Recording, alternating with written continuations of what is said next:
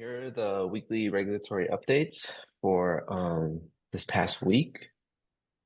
So on February 21st, the FDA did clear Tandem Diabetes Care Inc.'s Control IQ technology.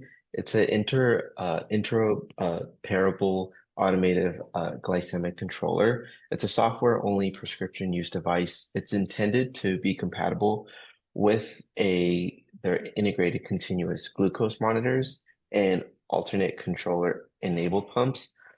Like one of our presenters earlier today, this was not a de novo device. It was a 510(k) device, and it delivers insulin doses necessary when glucose value is predicted to exceed a predefined target, and it automatically increases and decreases suspended delivery of basal insulin based on the ICGM readings.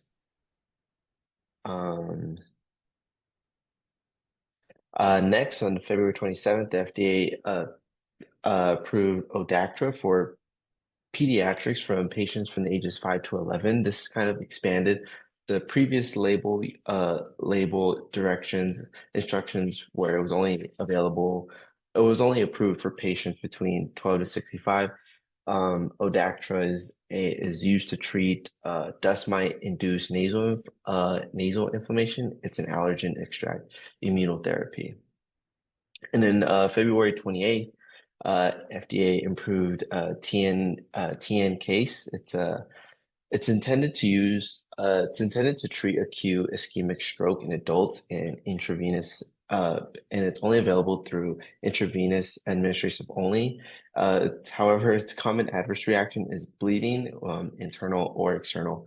According to TNKase.com, the bleeding particularly happens at the aortal and venous puncture sites.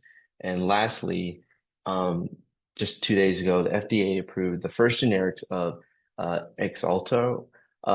These are just the generic version of the already approved drug. It's 2.5 milligram tablets that are intended to reduce the risk of major cardiovascular events in patients with coronary artery disease, to reduce the risk of major thrombotic vascular events in adults, patients with peripheral artery disease. And these are the regulatory updates for this past week. Thank you. Thank you. Thank you, Eli.